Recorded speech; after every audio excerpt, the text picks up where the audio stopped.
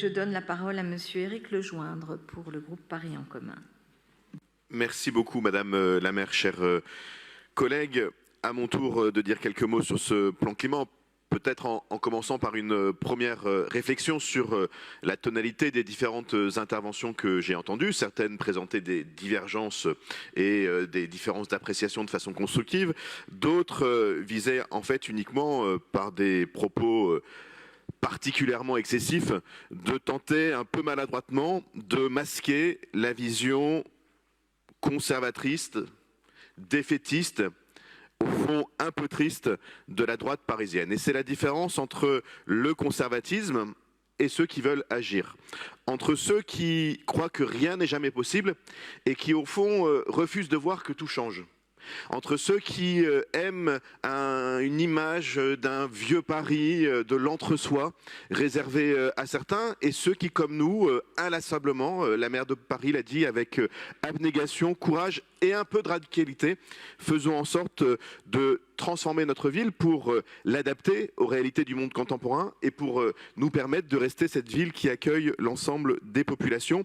Il y a là effectivement une belle différence entre le courage de l'action et la radicalité conservatrice de ceux qui, au fond, se contentent si bien des inégalités que nous connaissons. Parce que ce plan climat, le 4e, c'est un plan pour adapter notre ville aux conséquences du changement climatique. C'est aussi un plan qui vise à assurer la capacité de chacun de continuer à vivre dans notre ville. Et peut-être, au fond, est-ce ça qui dérange le plus une partie de la droite parisienne. Et il était bon que cela se voit. Parce que oui, c'est à l'échelle des villes, à l'échelle des grandes métropoles qu'aujourd'hui la transformation se fait. En 2015, quand la COP 21 a été accueillie à Paris, les nations du monde aboutissaient, c'est vrai, à un accord historique. Et peut-être que le fait que ce soit à Paris n'était pas complètement pour rien. Et à l'époque, déjà, avait été réuni ici, à l'Hôtel de Ville, sous la présidence de la maire de Paris, le sommet des élus locaux pour le climat. Parce que nous pressentions peut-être déjà que finalement c'était à cette échelle-là qu'il fallait d'abord agir si nous voulions avoir des résultats. Et que dire 9 ans plus tard, alors que la COP 29 se réunit à Bakou, en Azerbaïdjan, dans ce régime dictatorial, pétrolier, qui imagine le tout technologique pour décarboner la planète et qui démontre surtout que les grands États ont tant abandonné la lutte contre le changement climatique. Et que dire d'ailleurs de l'élection aux États-Unis de Donald Trump qui risque à nouveau de pousser les États à faire encore moins. Alors oui, les villes, les grandes métropoles, elles, ont une capacité et une volonté d'agir. Peut-être parce que c'est ce que nous demandent, à nous, les habitants. Nous qui les voyons tous les jours, les habitants, et qui sommes soumis à leur positive pression pour agir encore plus vite. Et oui, il faut de la radicalité en la matière. Oui, il faut faire beaucoup. Oui, il faut faire vite. Et oui, il faut savoir de temps en temps oublier les intérêts de certains. Nous savons les intérêts de qui nous défendons.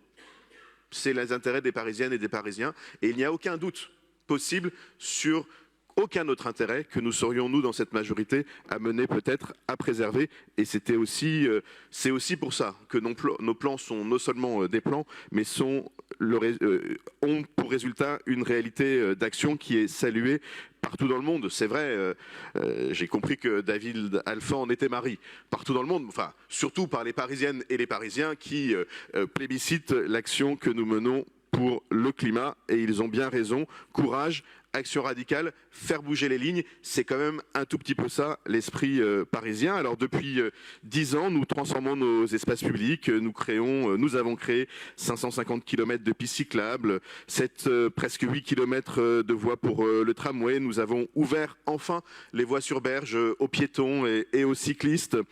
Et nous le faisons malgré l'immense tentative de nous empêcher que nous avons subie. Nous le faisons.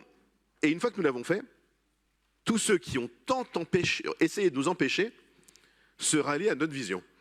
Et on peut se dire qu'au bout de 20 ans, peut-être les mêmes auraient tiré les leçons de leur recul systématique, et pourtant ils continuent. Et vous continuez en permanence à vous opposer, alors qu'au fond de vous, sans doute, vous devez bien savoir que dans quelques années, vous direz qu'on avait eu raison. C'est étrange. Et ça interroge sur les raisons pour lesquelles vous continuez à, en permanence, vous plantez.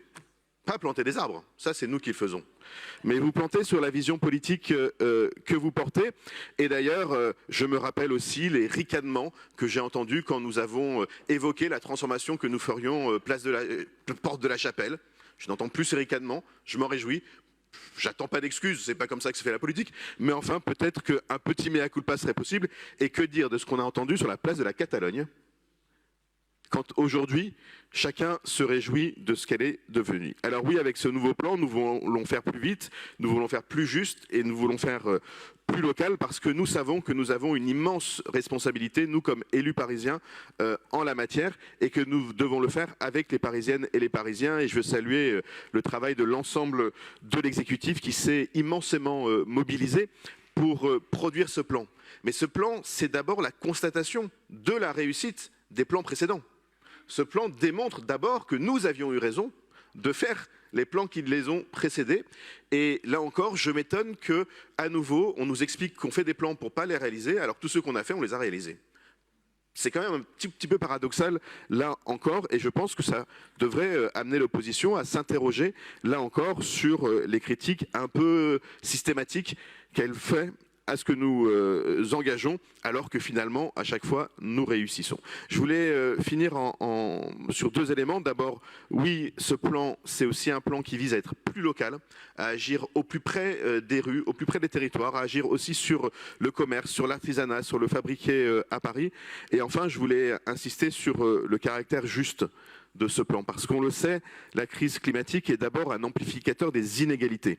Et élaborer un plan climat sans prendre en compte la lutte contre les inégalités serait, à minima, un non-sens total. Nous devons lutter avec acharnement contre cette double peine, éviter ce cumul entre les inégalités sociales et les inégalités environnementales. Et c'est tout le sens du combat que nous menons ici à Paris depuis plus de 20 ans pour lutter contre le changement climatique. Et nous pouvons le faire parce que nous avons commencé il y a déjà 20 ans. Et nous savons qu'il reste tant à faire et nous savons que nous arriverons à le faire parce que c'est ce que nous faisons de façon systématique depuis suffisamment longtemps pour savoir comment les choses marchent. Oui, c'est vrai, c'est une politique radicale. Le débat que nous aurons sur le PLU sera aussi un débat radical, mais c'est au fond la démonstration que nous faisons face à la réalité, à ce changement radical du climat. Il est temps de sortir des postures, il est temps de sortir du conservatisme. Peut-être que le moment est venu, y compris pour l'opposition, de se dire qu'à un moment, il faut agir, quoi. Nous, c'est ce que nous faisons depuis longtemps, et c'est peut-être pour ça que les Parisiens nous font confiance depuis aussi longtemps. Merci beaucoup, cher Éric Lejoindre.